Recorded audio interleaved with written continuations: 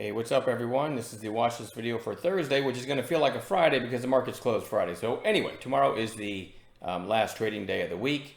Starting off with the daily of the SPY, we had a big gap down, but then a solid green day. So we found a nice support level, at least so far on the SPY. A really nice strong day. Couple highlights from the chat room. VERU was on the watch list, and in case you wonder, once we put something on the watch list, whether or not we trade it and or how, VERU is a decent example. Gapped up a little bit, sold off. Let me zoom in so you can kind of see this better. You noticed it opened right around the half number 1050. This chart, and it could be wrong. Sometimes it varies a little bit from what my trading platform says, but this says it opened at 1055, went to 1067, sold off a little bit. So as it started to curl back up, my thinking is back through the half number inflection point, 1050, with the red to green is only a nickel above at 1055. And for day trading purposes and our purposes in the chat room, a red to green means going back up through the opening print. A lot of people think red to green has something to do with yesterday's close. For a day trader, it shouldn't. It's all about back through the opening print. And then the high of day stacked above that at 1067. So anyway, long story short, my idea was back through 1050, broke 1050, and pan out a little bit there. So, you know, that was the break right there, and it went up all the way to 1450. By the way, as I'm talking right now, it's at 1665 in after hours. So super strong today. And for anyone that missed that, I gave an afternoon idea back through 1250 with the earlier high, only a dime above that. So it breaks 1250 and goes pretty quickly to 1450. And I would have probably said over 1450 in after hours, which would have worked well as well, but I didn't say that one. So that was one. HPK, also on the morning gap playlist. It wasn't on the overnight, it was on the morning gap playlist. And I called this one back through 2650, and I'll kind of show you how it was setting up. So again, you've got a stock that opened right around that half, right? Right around, it says it opened at 2651, sold off, and as it curled back up, my thinking is half number inflection point, right at the red to green with the high of day above is another catalyst, and that one did pretty darn well too. From the 2650, it went to 2984. ATER, I gave an early call in. This red candle here is the opening 5-minute candle, which topped out at 5, and yesterday's high was only 3 cents above it. So I gave the through 5 idea and went pretty quickly to whatever it was, 527, before coming back down. And I also gave, after it really ripped, I gave a 5 buy zone pullback idea right here near the 520. And I actually took a screenshot. You can see where I got filled at 583, which was very close to the bottom of that pullback.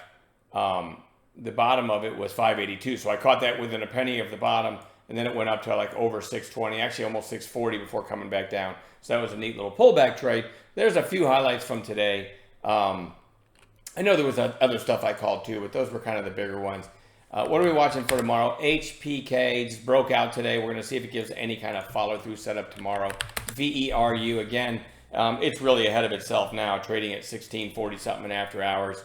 Well, a lot of times when you have a stock, there's a little trading tip. When you have a stock that's stupid strong, and then, and then like this one sold off the next day, but then next thing you know, it's right back up near the recent highs, and everyone and their mother thinks, hey, this is dumb. I don't care what the news was, it shouldn't be this high. And it closes this strong. A lot of times you'll get an after hours run when it breaks the high of day, which would have been over 1450. And as I said, it's in the 1650 area right now. So there's a little tip. But anyway, I'm going to watch it tomorrow, but I doubt I'll trade it because it's so extended. It's probably going to be a gapper as well. BFRI, decent volume for the stock, closing well off its highs though. But I do want it seems like something might be up there, so I'm going to watch it. ATER needs to come in my opinion, for a day or two. Had a really nice run here, but I'm going to watch it again tomorrow, but I'd like to see it come in for a day or two first. EVTL is a weird one, but as a day trader, I'm in front of my screens all day. So yesterday I saw this thing run from 725 to almost 12.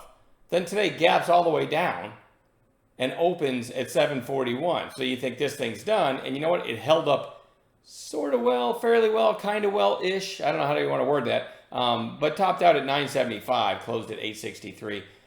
This action is weird enough. That's going to sound weird. This action is weird enough that I want to watch it tomorrow. All right. HNRG.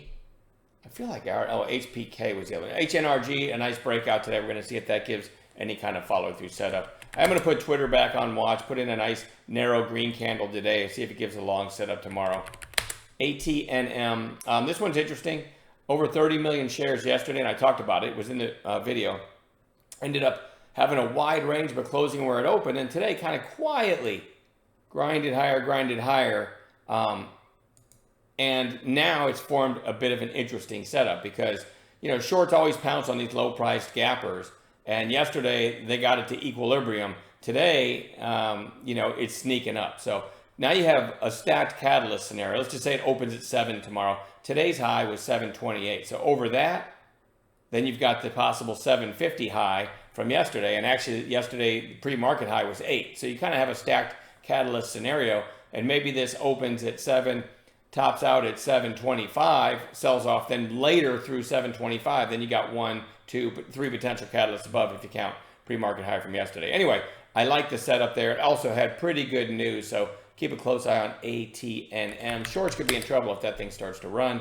MNTS gapped up about a week ago. It's been kind of grinding lower ever since. I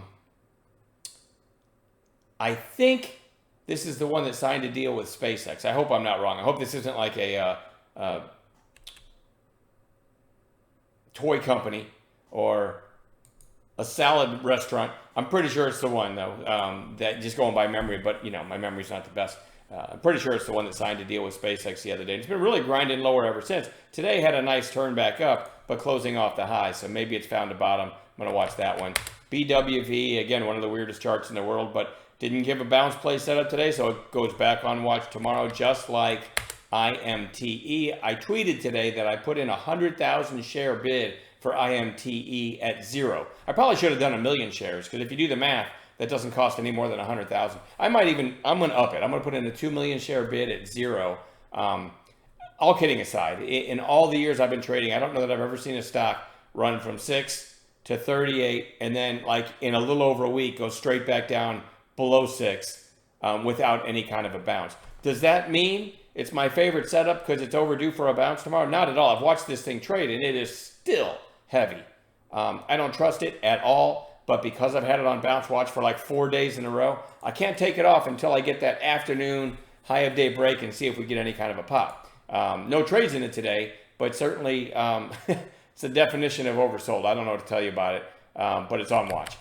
MDVL had a nice 2-day run here, then gapped down another strong day, but now you got a couple red days right back down into that kind of fill in the gap area, the buy zone area that we talk about. So I am putting that on bounce watch. And lastly, BRCC, which had a really, really big move here, and now 2 ugly days, but right back into that buy zone area. So that goes on bounce watch as well. Hopefully we'll find other gappers to trade as well in the pre-market. And I'm done babbling. I'll see everybody in the chat room in the morning.